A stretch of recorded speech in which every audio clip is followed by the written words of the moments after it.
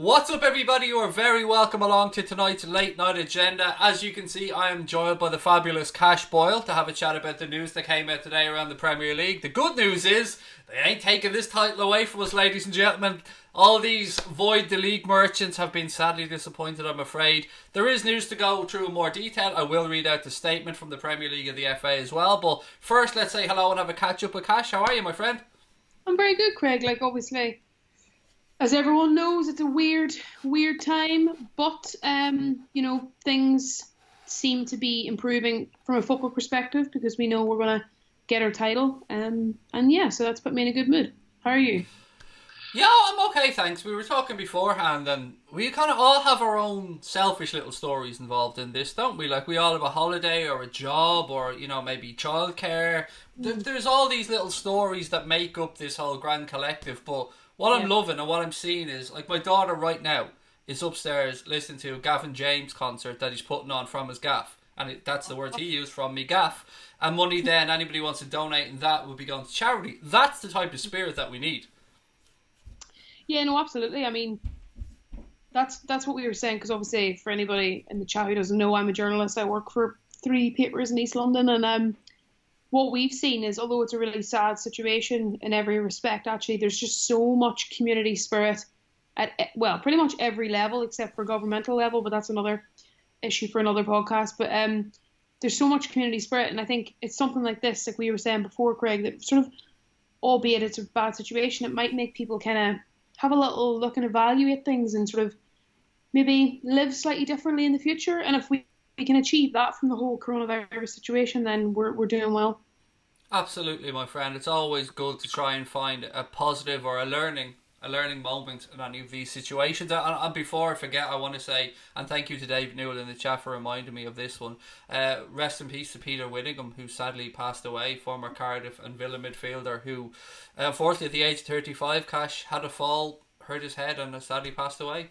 Yeah, no, I saw that earlier. It started sort of, the rumour mill started swinging a few days ago that he had been in this accident and he was injured in hospital, which transpired to be true, but then obviously it said that he passed away today, and it's just fucking terrible. Like, I mean, just from a personal perspective, I'm neither a Cardiff nor Aston Villa fan, but I remember when I first started getting into football, I remember he played for Cardiff, and he's always someone that I thought, God, he's quite a good player, but like maybe not quite Premier League level, but very, very good in the Championship. And yeah, he's undoubtedly will be a loss to, particularly to his family. It's just unthinkable, really.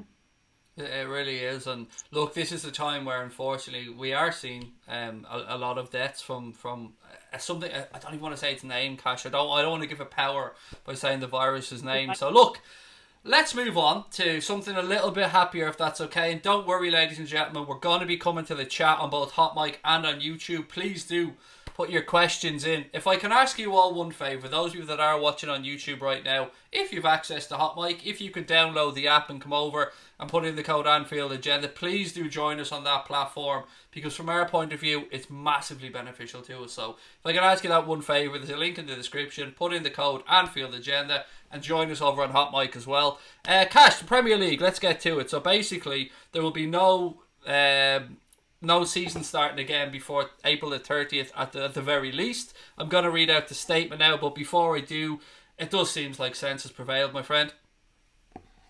Yeah, no, I think that's right. It's everyone was always saying the original date at the beginning of April was optimistic, and that's true. I think they were just waiting until the right time to all convene over video conference, and it seems like the decision was made very quickly. I guess clubs will be anxious to train and everything. I think clubs will go back and train again because, in theory, once they go out of their period of self-isolation, be it a week or 2 weeks or whatever, they will be able to train at, you would say, facilities that are cleaner than everywhere else in the country because they've got the best possible cleaners, deep cleaning them. They've got all the available access to testing quicker than obviously members of the normal public. And I would say clubs will train, but the fact that there won't be any matches till the end of April feels very sensible. It does, and there are questions in the chat, like Law's Beep has one there that I'll get to in a second. I just want to read out this statement so everybody kind of knows where we're at. And I don't want any misinformation getting put out there, so I'll read this. I'm taking it from Sky's website. This comes from a statement published by the Premier League. It says, the FA, Premier League, EFL and Women's Professional Game, together with the PFA and LMA, understand we are in unprecedented times and our thoughts are with everybody affected by COVID-19. We are united in our commitment to finding ways of resuming the 1920 season, ensuring all domestic and European club and league cup matches are played as soon as possible and as soon as it is safe. We've collectively supported UEFA in postponing Euro 2020 to create space in the calendar to ensure domestic and European club, league and cup matches have an increased opportunity to be played and, in doing so, maintain the integrity of each competition. The FA's rules and regulations state that the season shall terminate no later than the 1st of June and each competition shall, within the limit laid down by the FA, determine the length of its own playing season. However, the FA's board has agreed that this limit shall be extended indefinitely for the 2019-2020 season in relation to professional football clubs. Additionally, we have also collectively agreed that the professional game in England will be further postponed until no earlier than April 30th. So, again, Cash, there is a lot to get to in that, but the main points for people are that there is a massive appetite, and more than that now, a commitment to getting this league campaign finished before anything else takes place next season or anything like that. Yeah, exactly. I mean, that's the only outcome that they could have reached, really, that would have been in any way fair.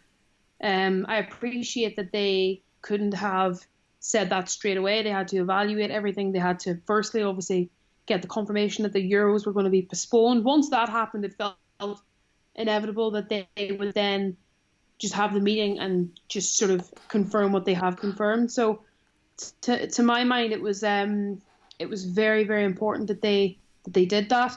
And also now fans, particularly Liverpool fans, can rest easy because now they've said this. Imagine what would happen if they were to renege on that decision in any way. It would actually be like anarchy times 5,000. So I think Liverpool fans and most Liverpool fans that I've spoken to don't have any issue with the season being suspended. They probably don't have any issue with it being suspended until the end of April. The priority for everyone is just to have the verbal commitment and written commitment that it will begin again and that it subsequently will end with Liverpool as champions after 30 years. And yeah, so, well. Exactly. So, you know, for me, as long as, like I said the other day, as long as I know and you know and we all know as Liverpool fans that will happen, then I'm very happy to allow it to be whenever health dictates it's possible. I think that's the best thing to do. So, to follow up from that, Lol's Beeb has said, Craig, hypothetically, what happens if we can't play for 6 months and we'll continue the season? We're in a really good situation right now, in a bad situation. So the good situation is that with Qatar and that World Cup cash coming up in 2022, the leagues are going to have to restructure around the Winter World Cup. So as things stand, if this were to go on and on and on and on and on, we could play a calendar season, Cash, moving forward for the next couple of seasons. Yeah, no, exactly. I mean, I think the biggest issue really in terms of this is the uncertainty of knowing when it could re-begin. Because then once you have let's just say theoretically, they say, okay, well, the end of April is too early. Let's say the end of May. Then if you were to have a date that's finalised somewhat, then you could be like, okay, well, this is the amount of time we have. And then you can start to really restructure the calendar. At this moment in time, that can't happen because it's the dates that they've given so far, the date at the beginning of April and then the date on the 30th, are both optimistic projections. So actually, I don't think... It's hard to say, but I can't see the end of April maybe happening either. But I think this is what they'll do. They'll just keep pushing it back.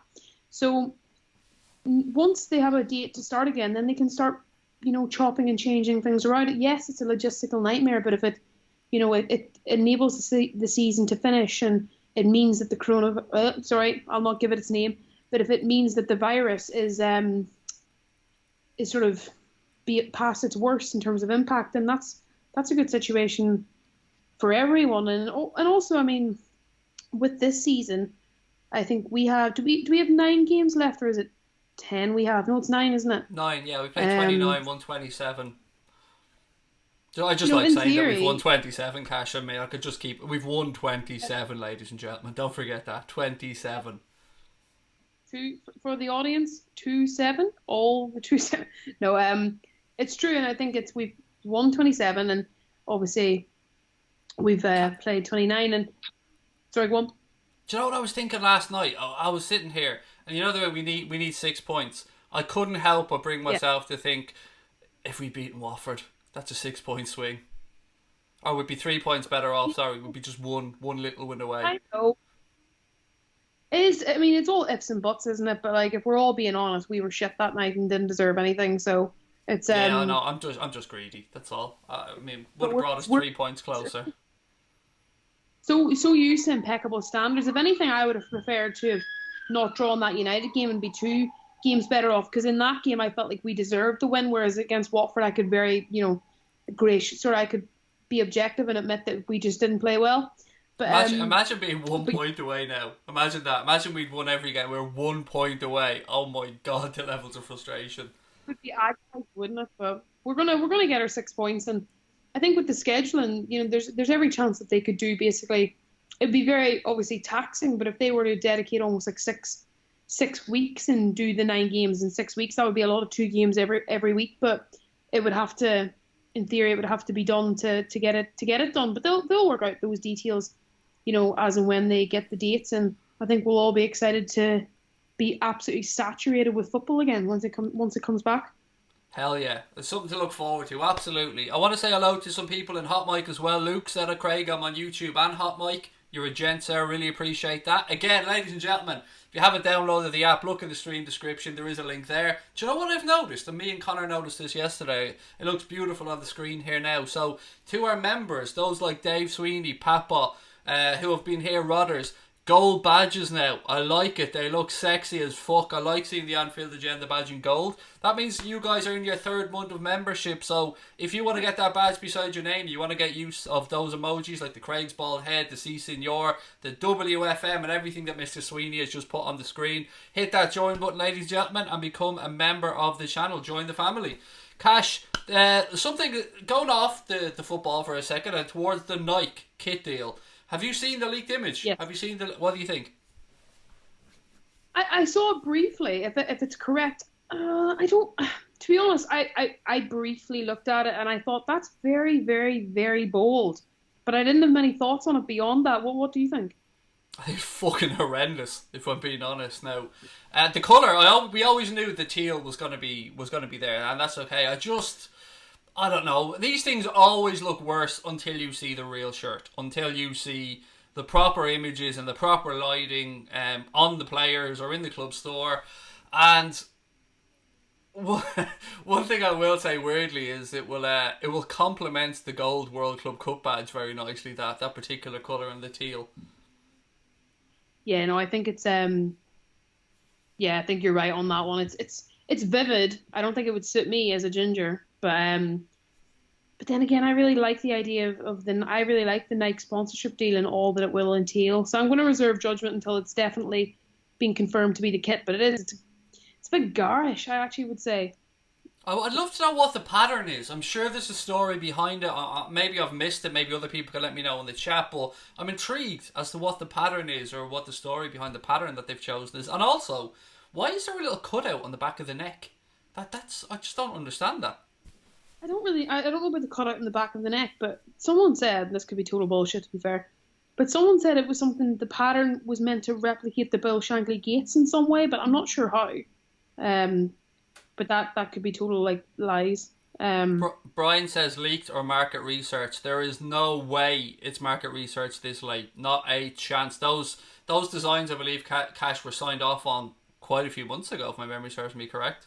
Yeah, Nike don't really strike me as a company that would do market research sort of like that this late in the day, and particularly the degree to which they vied for the sponsorship, and obviously New Balance got you sort of ushered away. So I can see Brian's point for sure, but I do think it was probably just a leak. But it is very bold. There's no two ways about it. It is a bit of an affront, a visual affront, but at the same time, it could be worse. It could be Man City's fucking fruit salad thing that they were. That's what I like to call Cash the Wibbly Wobbly Wonder Kit. Do you remember that ice cream? Oh yeah, with the different colors. Yeah, you had the banana, and I think you had the pink ice cream, and then you had the lemon jelly covered in chocolate. That's what it is. It's what's it called? The wibbly wobbly. Wibbly Wobbly Wonder is one of my favourite ice pops actually growing up. Ladies and gents, I've just noticed we are just 15 followers short of 1,300 on Hot Mic, so please, if you haven't downloaded that app, do get over and do it. I keep repeating it, but it is so beneficial to us, and if you like the channel, you enjoy the streams, putting that app onto your phone, putting in the code Anfield Agenda, all caps, all one word, you will help us out no end. And as always, we're going to continue going forward to do some bonus content as well on Hot Mic, so make sure you get over there. We're going to be conducting watch-alongs maybe of previous Liverpool games. Again, that will be a Hot Mic thing, so make sure you get over there and download that app. Right, Cash, what more have we got to talk about? The kit deal. Let's stay on this for a second. So, as currently with New Balance, this is really interesting, by the way, to me, because the New Balance deal is only up until the end of May. 1st of June, Nike are supposed to be our kit manufacturers. The deal with New Balance is believed to be £45 million a year, which was quite a good deal when it was signed and it was extended. But with Nike, as we know, the new deal seems to be 30 million guaranteed and then 20% of all Liverpool Nike merchandise sold around the world, which could add up to a lot of money.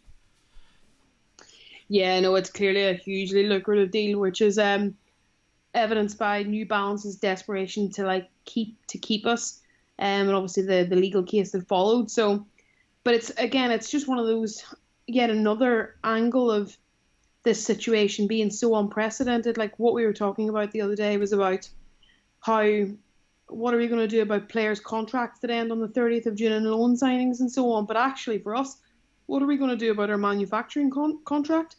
Like we could conceivably win the league in our new kit, or with our new sponsorship, and obviously it's just totally bizarre when you consider it. But I guess the legalities would be that Nike would have to come in early June and that's it. And I'm sure New Balance will be furious, but it is what it is.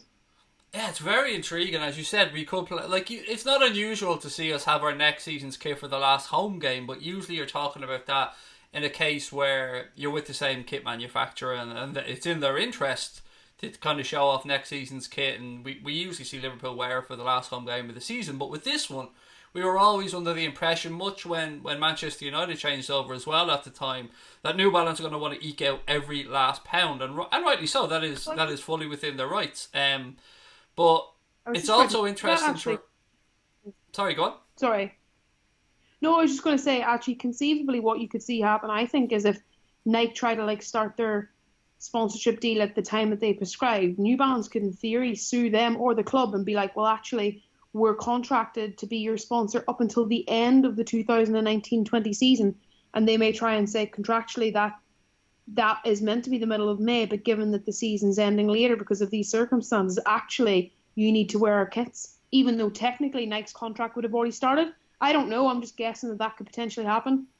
I wonder what the cost of litigation against the cost of how many kits they'll actually sell in that month would be. I don't know, actually. That's yeah, because obviously everybody's going to be going over to the new kit, won't they? And I guess no one will be buying the new kit, but maybe they would see it as not just worthwhile in terms of the amount of kits they'd sell, but also in terms of their logo and their brand being on all of Liverpool's branding until the end. So it's not just about kit sales, it's about representation in every other aspect. I don't know. It's interesting though. And just yet another element of this whole, virus that's just taking things totally away from their normal dynamic. It's fascinating. So A. Thomas put in a comment saying, Football Terrace giving out warnings to Liverpool fans that the league can still be voided. He wants that so badly. On that topic, I was actually supposed to be chatting with Terry today, but we changed things around and got Cash on, and I will be on the Football Terrace probably tomorrow night, ladies and gentlemen, for a chat with Terry around the league situation, everything that's going on. It's an extending of the olive branch between two channels, and it'll be nice to finally talk to Terry and give a Liverpool perspective on why it absolutely will not be voided. But there is a technicality to where he's coming from, but I think at this point it isn't happening, and I don't know what he has or hasn't said, so I'll wait till tomorrow till I have a chat with him. But just one for you guys to keep an eye on. Right, let me jump in and find more comments as well. Somebody liking the new kit, actually. Who was it? Where's the gentleman's comment gone? Somebody said did a full 360, love the kit. There's also the fact that the league may not allow the league to be finished with new kits, said John. I don't know about that. I mean, again, this is all something new, Cash. I don't know what the Premier League rules are with regards to, registering a kit for the league season like we've seen before. Like we couldn't wear the World Club Cup badge, for instance, in the Premier League. Yeah, no, it'll be one of those weird kind of technical sort of, I don't know, technical bureaucratic kind of like stipulations or arguments where it'll not really matter in the grand scheme of things, but for the people arguing it for it, it'll matter like so much. I personally couldn't care less as long as we win the league. I don't care. We could be wearing, the kits from the Spice Boys back in the day. We could be wearing their suits. I don't really mind so long as we can, win the league. It really doesn't matter to me. Bernard Sweeney, and this is something that is true and something I wanted to touch on as well. He said it's amazing going around the channels to see how many people are against Liverpool. I won't go on to the last bit of what you said, mate, because I actually don't agree with that, but it isn't unusual, Cash, that you see, and I've seen so many people almost wanting Liverpool to fail rather than their club perhaps get the European place, or just the appetite for Liverpool failing. It's pathetic, it is embarrassing, and it lets us all know one thing: these motherfuckers are scared of what Klopp has built and what we're going to continue to do moving forward. You can rest assured of that, ladies and gents. Have you seen much appetite for this, Cash? A lot of avoid the league, fuck the Reds kind of thing. Yeah, there's a lot of sort of there's a lot of people led by Karen Brady. Let's be honest, I really have a beef with her, and who, for their own selfish reasons, want the league to be voided. So a lot of people that are bitter want the league to be voided so they can continue with this narrative of Liverpool are cursed, 30 years in waiting. Oh my God, always the bridesmaid, never the bride. They never get over the line, and it's that narrative is over. Let's be clear on that. Like, Jurgen Norbert Klopp has built something so strong, along with the players and everyone involved at the club, that narrative, if it could ever have applied, of them being sort of a club that isn't reaching their potential or isn't matching their potential, it's now over. The reality is a lot of people that are bitter about our success and want the league to be voided just cannot handle the fact that Liverpool have gone from an era where they were massively underperforming, nearly went out of business, to being the best team in the world, confirmed, and being financially prudent in the process, being led by a man who frankly would make a better political leader than any of our countries, and with a team of players that really fucking care beyond their talent. So for me, people that are bitter about that and don't want us to be successful, I couldn't care less, because the reality is, not only do I support the club because I've always supported them, I'm actually really proud to support the club as well in everything they do. So people can fuck off, basically. A good chunk of this, and it has to be said, has been coming from Arsenal fans. A good chunk of it. Now, I have to say, I had Lee Gunner on for a chat last night, and there was no appetite from him. He was talking about faults that he has at Arsenal, things that he doesn't agree with Mikel Arteta, the player purchases, all that kind of stuff. But again, I think any rational person, Cash, we all know Liverpool have been the best team in this league by a country mile. The calls for it to be voided were from a very small, I'm going to use the word ignorant, I think that's the right word to use here. People who, like Karen Brady, like you said, people, again, I don't want to call out channels or particular people for it, but there was somebody from Arsenal, let's say, from their fan channels on Sky saying, there's no choice, void the league, it's the only rational thing to do. It's actually the fucking least rational thing to do, and we discussed this the other night, mate, when we talked about the litigation that would be involved in just declaring the league null and void. Yeah, exactly. I mean, I think, one, it wouldn't be a rational thing to do because it wouldn't be a fair thing to do because it would be totally unfair, so it wouldn't be rational. I'll just start that sentence again because it didn't make any sense.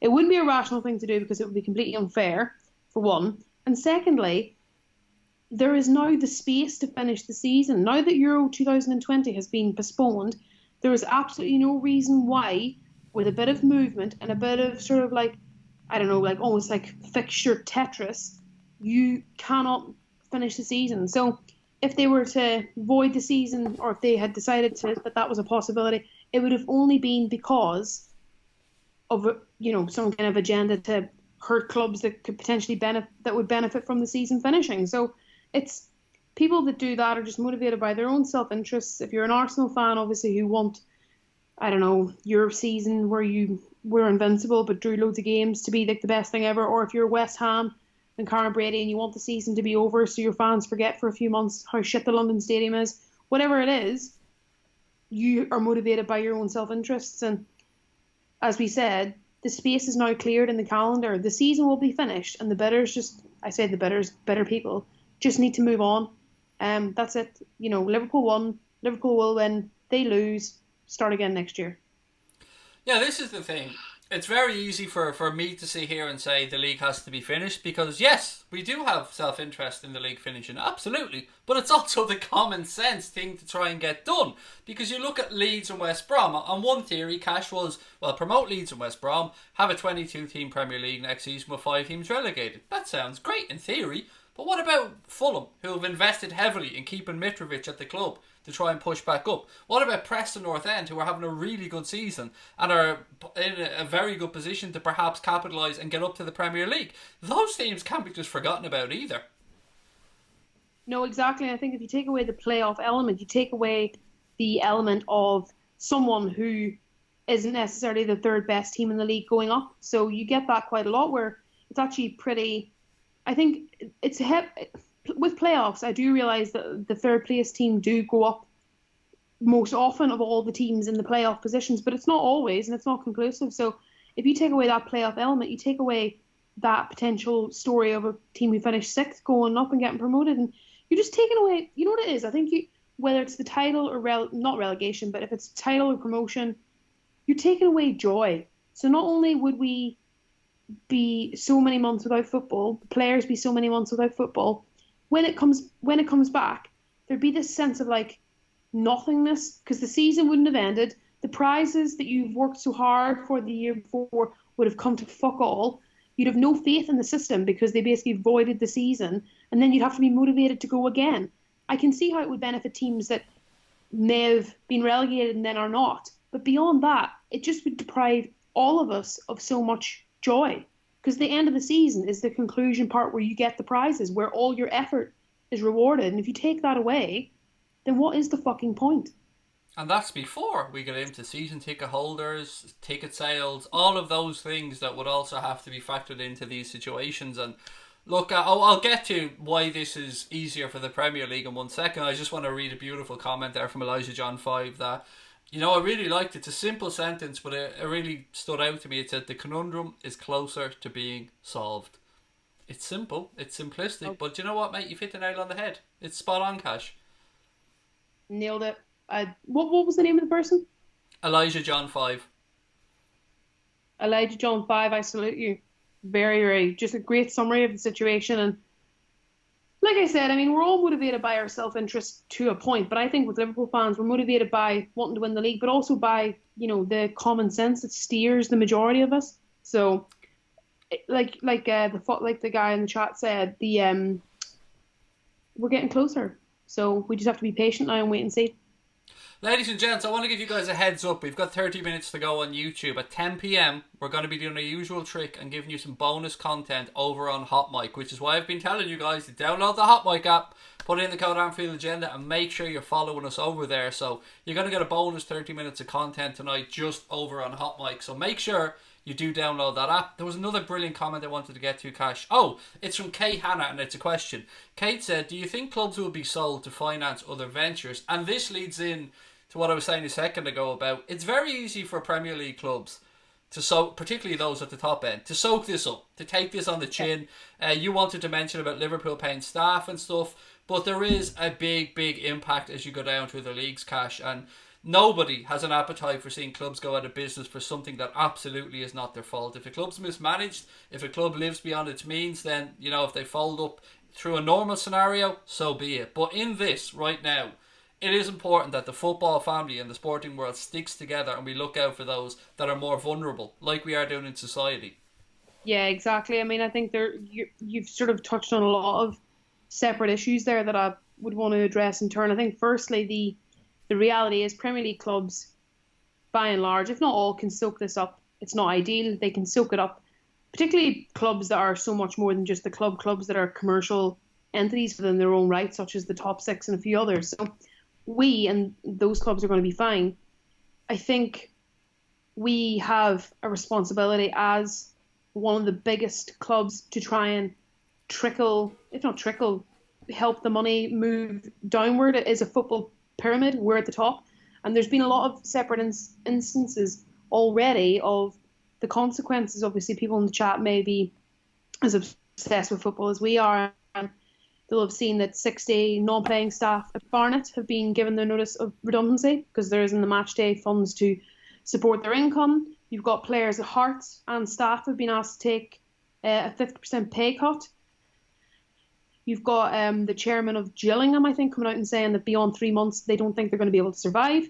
So those are just 3 examples of clubs where already the impact has been felt. I think one encouraging thing for the lower league sides is that I think it was yesterday they announced a £50 million package to help those clubs. But with anything like that, there's always the question mark of, is it going to go to the right people, or is it just going to sort of circle around the same sort of like nefarious bullshit types that like want to look like they're doing the right thing but are just sort of rich suits?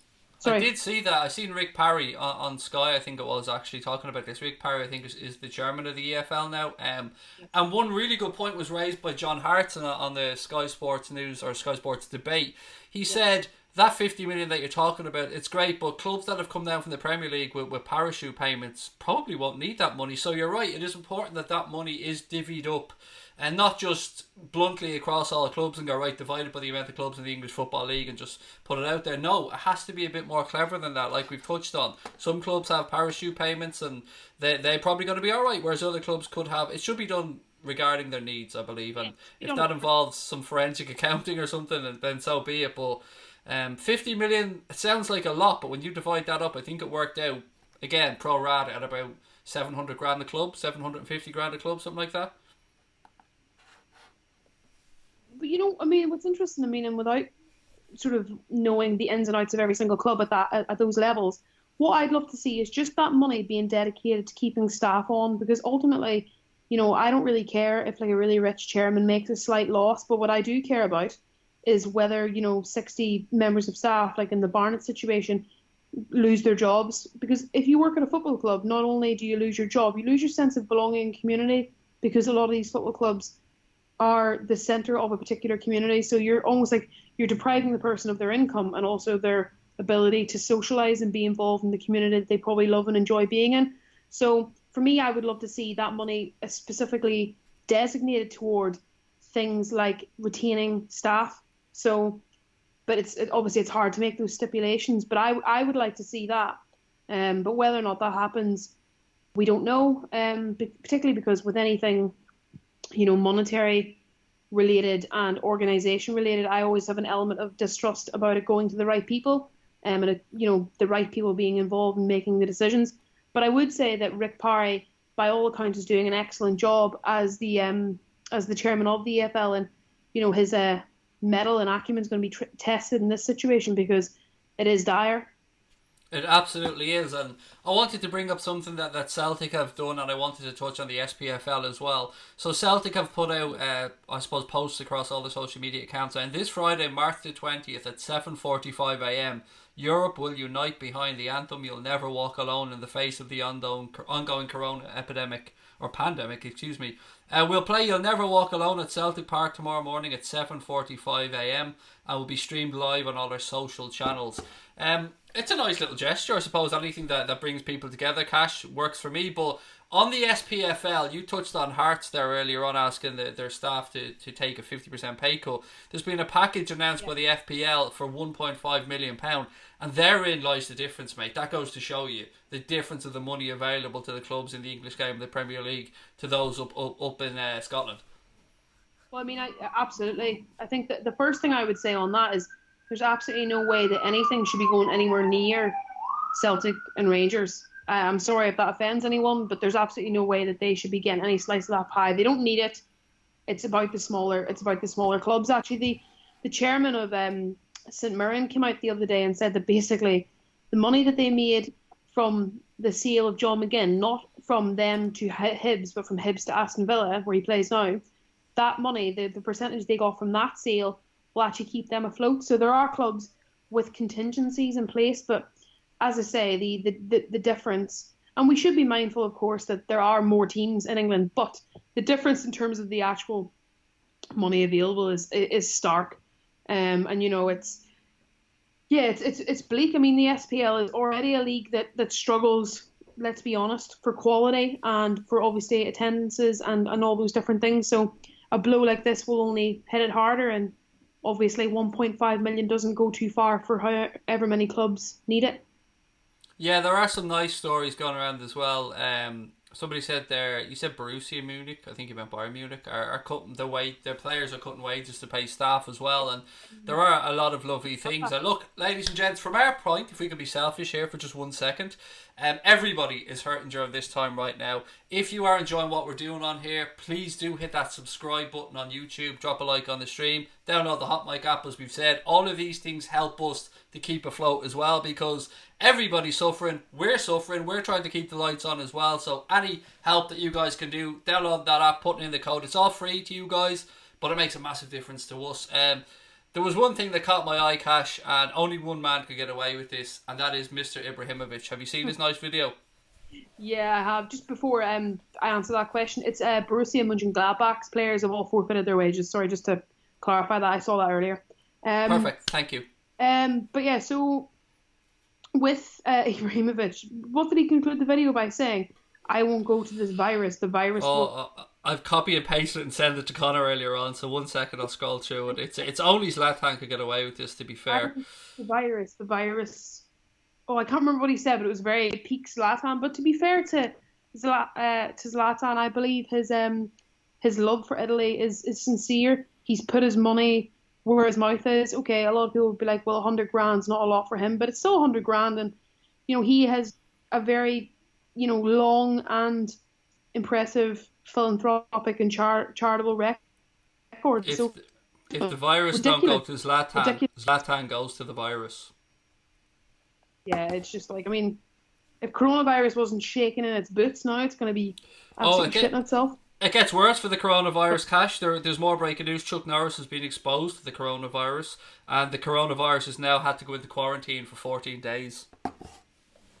Because it was exposed to Chuck Norris. That's a gif somebody sent me earlier on, by the way. Or excuse me. So that's not real, by the way. Chuck Norris does not have the coronavirus, but we're just making light of it. You don't fuck with Chuck Norris, Cash. Nobody fucks with Chuck Norris. Just before I forget, I just wanted to mention two things that we were talking about beforehand. Three things actually, very quickly. With Liverpool, obviously, what the club have announced today is that they are going to pay all their casual match day staff for all the home games up until the end of April, which is when the suspension is meant to lift. This will cost the club 250 grand a game. So, you know, obviously really, really good gesture, and I think it's important to highlight it. On top of that, all the players, I don't know if we mentioned it the other day, but just to reiterate, all the Liverpool players have donated to fan supporting food banks, which for anybody who doesn't know in the chat is a Liverpool Cross fan, Everton and Liverpool fan based food bank initiative, which contributes a huge amount of the food that goes to the population of Liverpool, which are already deprived in large pockets, but even more so during this time. So that's hugely impressive from the players, because they didn't have to do that. And then finally, just to give Gary Neville his due, he's closing his hotel along with Ryan Giggs, and they're giving their hotel to staff for the emergency services staff. Is it two hotels they're involved in? I think it's two. Yeah, two hotels. They're closing both. Staff are allowed to live there for free. Like emergency services staff, they're not going to make any of their staff that work for them redundant. They're going to pay them full salary. And then obviously Roman Abramovich has done something similar with his hotel, albeit with no staff. It's just for emergency service workers to stay. So I do think those gestures are really impressive, even though they're obviously from rival clubs, if you like. 100%. I have to echo what you've said there. Gary Neville and the whole class of '92, I suppose, that are involved in those hotels, and Mr. Abramovich to Chelsea as well. Yes, it is beautiful to see, and the frontline care workers and the emergency services, and look, we can't forget about the people who are working in supermarkets, cash and that as well. These are trying times for all of us, and these people are stepping up to the mark, putting themselves and their family on the line, and we cannot forget this. When this is all over, when it comes time for the politicians to start talking about budgets and stuff again, doctors, nurses, frontline services have to be at the head of the queue this time, because they are fucking legends, Cash. They are. It's unbelievable what they're doing. It is truly unbelievable. And this is the thing, like how obviously people in the chat and live all over the world, but the reality is here in the UK, I live in London. Largely the NHS are treated pretty badly. Like their staffing levels are cut all the time. They're expected to do more with less, and now we're in a situation where we absolutely fucking need them, and they're stepping up to the plate so impressively. And I think, like we were mentioning at the start of the podcast, if this situation has any positives at all, it will be to make selfish people reevaluate how they live. And as an extension of that, and this is happening all over the world, there's hardly any chance that panic buyers in supermarkets will be listening to this stream. But if they are, stop fucking panic buying toilet roll. It's ridiculous. Like, only in the sense that you see people shopping. I've got no problem with people buying what they need and obviously being worried about the time that we're in. But I've seen videos where people are essentially stealing stuff out of people's baskets, where people are pushing each other to the last roll of toilet paper. It's like, come on. So, as I said, it's a situation that calls for humanity, and I'd like people to sometimes be a little bit nicer. Absolutely. There's a psychology behind this. And I've heard many psychologists and psychiatrists speaking about this, and there's very few things, Cash, at the moment that we as parents of kids or we as individuals, we can control. We can't control the virus. We can't see the virus. Yeah. We can't control what the future might hold. It's a scary time for people around the world. And one thing, it's wrong, but by doing this, by buying that toilet roll, by buying whatever it is they're doing, they're exerting some levels of control over a situation. In their head, it's wrong, and they shouldn't be doing it, because importantly, we continuously talk about protecting the most vulnerable in society. If you stockpile these things, like Kasia said, by all means, get what your family needs, absolutely. But the most vulnerable in society need to be able to go and buy toilet roll. They need to be able to go and buy hand sanitizer. They need to be able to go and buy soap. We all need to pull together in these times, and nobody's asking you to do it out. Just everybody just get what they need. I think that's all we're trying to say. Yeah, I think that's right. And as I said, it's one of those situations where I don't want to live in a society where like someone's willing to basically like knock over a pensioner to get the last toilet roll or the last fucking hand sanitizer. Like, we have to live in a more humane and fair society, because ultimately that's going to make life better for everyone when we do come through this and we come out the other side, and we will. But it is, you need to. Some people just frankly need to get a grip. But it's one of those things where the panic is whipped up by certain elements of the media, and then obviously people can become quite selfish in a very I'm doing what I need to do in the circumstances. But actually, you don't really need to fuck everyone else over just to make sure you've got enough toilet roll. You don't. It's important to note as well, and I want to move on to a comment from Ella in the chat here in a second, but it's important to note that the supply chains are strong. There are stocks. There are plenty of stocks of all the essentials that we need. Yes, there are shortages of certain things right now. As Ella has pointed out, and Ella works in Dublin Airport, she said, Craig, Dublin Airport has ran out of hand sanitizer and gloves, which leave us exposed. These need to be the people that we're looking after. We should, as individuals at home, be sacrificing a hand sanitizer or gloves or these things for the likes of Ella, for the nurses, for the doctors, for the medical professionals who need this stuff. I read something that's a little bit encouraging yesterday, Cash. And look, we have a phrase in Ireland when it's all about you. We call them Mayfainers. Ireland produces 50% of the world's respirators. That's from the IDA. Now, if I'm Leo Varadkar right now, they ain't leaving this fucking country until we get what we need. We are very fortunate that in Ireland we are one of the world's leading producers of pharmaceuticals and pharmaceutical equipment. So from our point of view, Leo needs to be putting his damn foot down right now and making sure that these producers are, of course, the world needs to get what they need, but you need to play the cards that you're dealt. And in our situation right now in Ireland, we have a decent fucking card to play. Well, exactly. I mean, I think every I mean, again, I live, obviously I'm Irish, but I live in London, so I've got that kind of like the dual perspective. And what I'd say is that like most countries can bring something to the table, and obviously with Ireland, it's this, and also the fact that we're just class. Um, whereas I think that's one of the big issues here in the UK is that there isn't the requisite number of ventilators that's needed to hospitalise everyone. That's why they've been so desperate to essentially, well, what they said was to basically spread it out and manage the peak because they don't have the resources. So, like you say, if Ireland have got like a priceless resource, use it, play on it, and obviously make sure that everyone at home is looked after. And obviously, Ella from the chat, like, you're totally right, and Ella's right to point out what she did. And I think I don't understand why people that are sitting at home that are self-isolating need a mask and gloves. Like, you don't, like, so I'm lucky enough that I can work from home, and I have been all week. I've essentially been self-isolating, because I've been going out for a couple of walks every day, which you're allowed to do even when you're on lockdown or whatever. You're allowed to go to the supermarket, which I've been doing. But like, largely I'm pretty protected because luckily I have a job that enables me to be protected. And I think if you are in that position, make sure that the resources remain for the likes of Ella, people that are on the front line, people that are exposed just by being exposed to more people. And, people just need to catch themselves on sometimes, I think. Absolutely. I've seen so many stories, and Donald Trump, apparently there's a rumor that the German company made a breakthrough with a vaccine. I think Donald Trump is rumored to have offered $1 billion for the rights to that for America only. Have you seen that story? No, I don't know how true this is. It's not a rumor, it's true.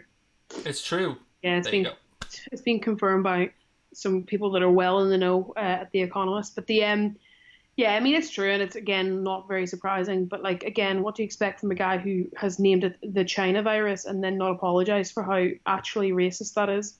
And somebody within his close circles, I believe, called it the Kung Flu as well.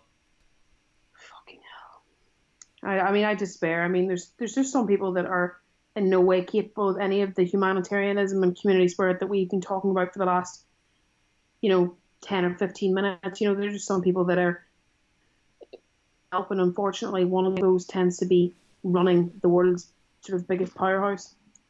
Ladies and gentlemen, over on Hot Mic at 10 o'clock, we're going to be answering your questions. So whether they be transfer related, whether they be a personal question for Cash or myself, please make sure you have them ready. And don't forget that switch over will be happening in 12 minutes time. So heads up, download that Hot Mic app on the Google Play Store or on the App Store if you're an iPhone user like myself. It can be used on an iPhone, it can be used on a Samsung phone, it can be used on a tablet, it can be used on an iPad. It just cannot be used on a desktop. It's important to remember that. And Hot Mic going forward is going to be where you're going to see a load of our content as well. So make sure to download that app and give us a follow on there, most importantly, if you've done so already. So get those questions ready. Anything you want to ask, transfer related, if you're worried about something, if you just want to get something off your chest, we will be spending the entirety of that going through what you guys have had to say, because we appreciate that this has been myself and Cash in a discussion, and you guys have stuff you need to say as well. And Cash, one thing about our channel, and one thing that we've prided ourselves on from day one, I take the social responsibility of what we do very seriously. I'm well aware now that I'm in a lucky position where, okay, I'm having to stay at home and stuff, but I have my family around me. I've got my wife and my 2 kids here with me. There are people out there who are vulnerable right now, that are feeling lonely right now, that are already perhaps going through mental health struggles. And I just want those people to know that we're going to be here. We're going to be consistently here. We love you guys in our chat. We love you to share your thoughts. And being able to do this, being able to bring us all together like this for these chats, these virtual chats, I hope it helps in some way, but it really is something that I take very seriously. Yeah, no, I absolutely know that, Craig, and I've known that since I've known you, really, and it's a refreshing departure from some of the other things that we all see, and it's never more needed than it is now.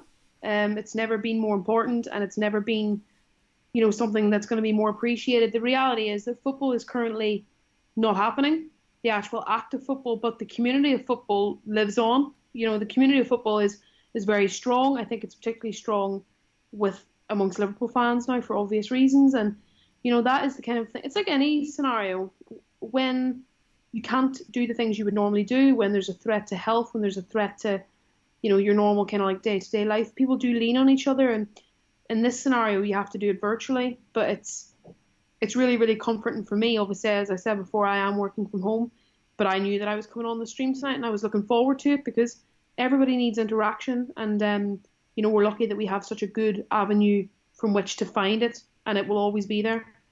How much more appreciative are we going to be of football, Cash, when it comes back? Like, how much are you already looking forward to it? Absolutely cannot wait. I mean, I can wait because I think it's important to be patient. I've got no time for fans who are like, oh, can we just start now and the players can play behind closed doors or with masks or whatever. It's like, fuck off.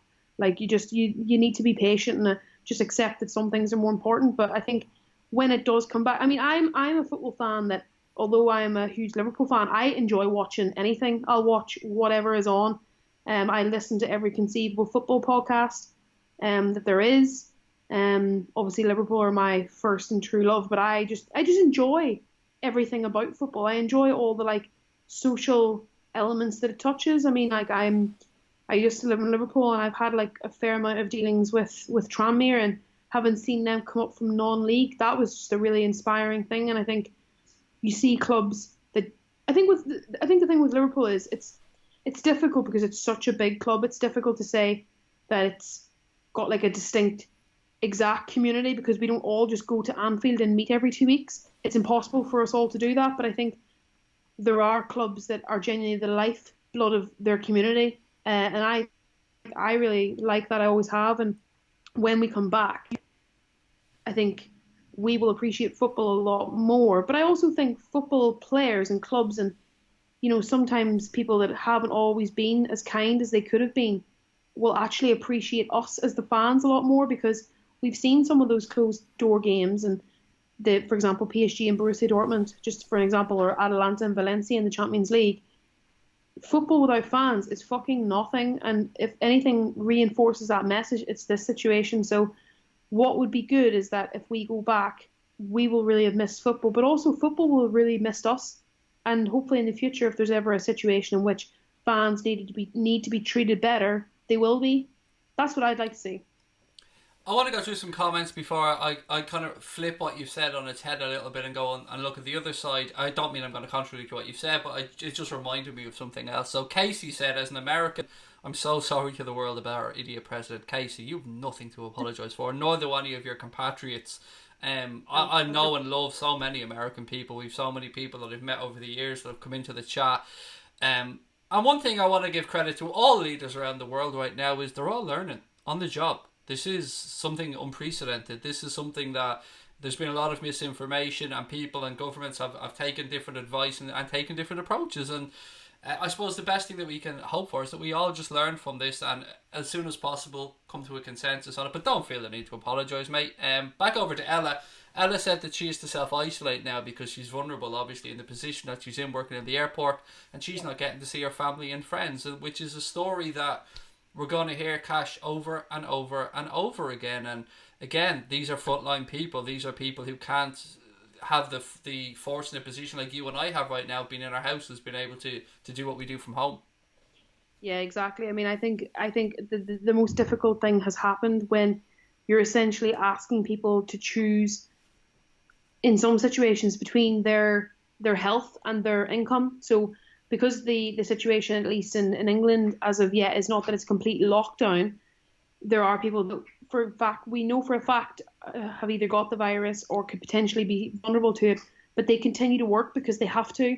And I think, no one ever wants that situation to emerge where, people are basically risking their health because they need to, make ends meet at the end of the month. And obviously for Ella, she now is going to be deprived from seeing her family, from having all the things that she normally enjoys. Hopefully after she comes out of self-isolation, she will be totally out of the woods and be able to pick up back where she left off. But it's difficult because people are in a situation where, they're having to take risks just to make their ends meet. And it's not something that you like to see. But I think when we inherently live in vulnerable societies where the working class are always just one or two paychecks away from being homeless or being, having a bad credit rating or whatever, unfortunately, it's inevitable. And yeah, if at home, obviously in Ireland's anything like here, there's a lot of questions over how people are going to be protected. Absolutely, and cocooning is a phrase that Leo Varadkar has used to protect our most vulnerable. I did say I wanted to circle back around to flip something that you've said. We were speaking about sport. Um, what this has shown me, Cash, is, and you touched on it by saying football behind closed doors isn't the same, and I wholeheartedly agree, but sport has a big role to play here. If we can get back to a situation where there are some sports going on behind closed doors, it will provide that entertainment and a release for people in this very stressful situation. So the world of sport, whilst I fully understand that all athletes and club doctors and staff, they need to be given every precaution and they need to be safe as well. If we can get back to that, even if it is behind closed doors, that will provide a massive release and entertainment for people who are craving for it right now. Yeah, no, absolutely. I mean, I mean, I'm personally not a huge fan of behind closed doors, but I also, and should have clarified it before, I'm also not against it if it's necessary, and I do understand that it would provide something of a benefit.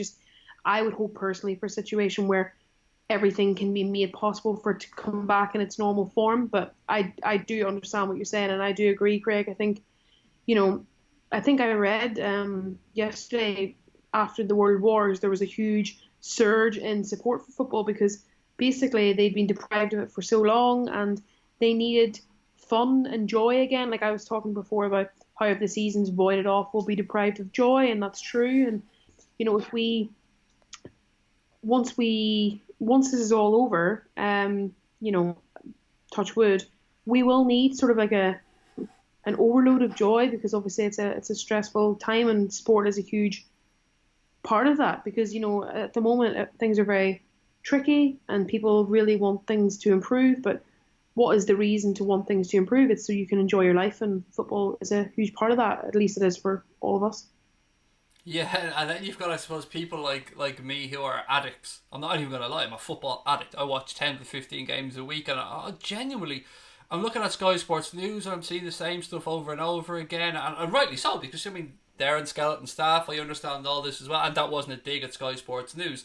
They're providing some invaluable information at this moment in time as well, but it is so tough for all of us, and I'm going to have to start winding up the chat over on YouTube, ladies and gentlemen, because we're going to be moving over to Hot Mic now to take any questions. Nothing is off bounds whatsoever, whether it's to do with the football situation, whether it's to do with transfers, anything you wanted to ask Cash or myself, maybe about a profession or how her day has been impacted by what's going on. Please do download that Hot Mic app, ladies and gentlemen. Go over there, give us a follow when you do. The code is Anfield Agenda. When you download the app from the Google Play Store or the App Store, it'll ask you for a sign-in code. Anfield Agenda, all capital letters, all one word. The chat will be moving over there in the next 60 seconds or so. We hope to see you there. And important for me to say is this app is free.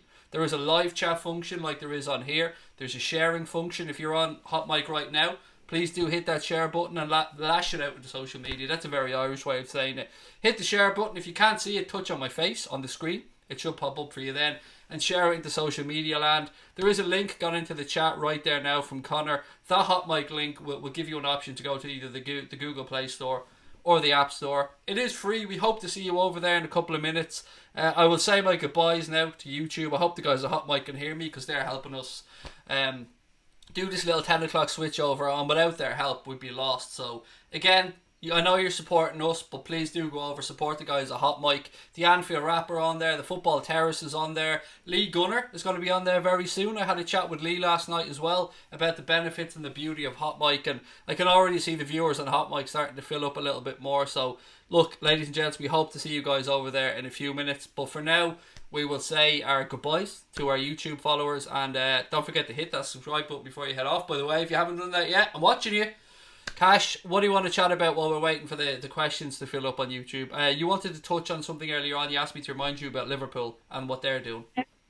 It was the well, I've already mentioned it. To be fair, it was the initiatives that the club were doing in terms of the in terms of the food bank group, and then also the workers till the end of April. But I've already touched on it before. But we can sort of like chat around, I suppose, general things in the meantime. I'll leave it at your discretion. There's already a question in from Douglas, so I'll get on to that one straight away. Where is it gone? Let me just scroll back up. Where's Douglas's question? Sorry, let me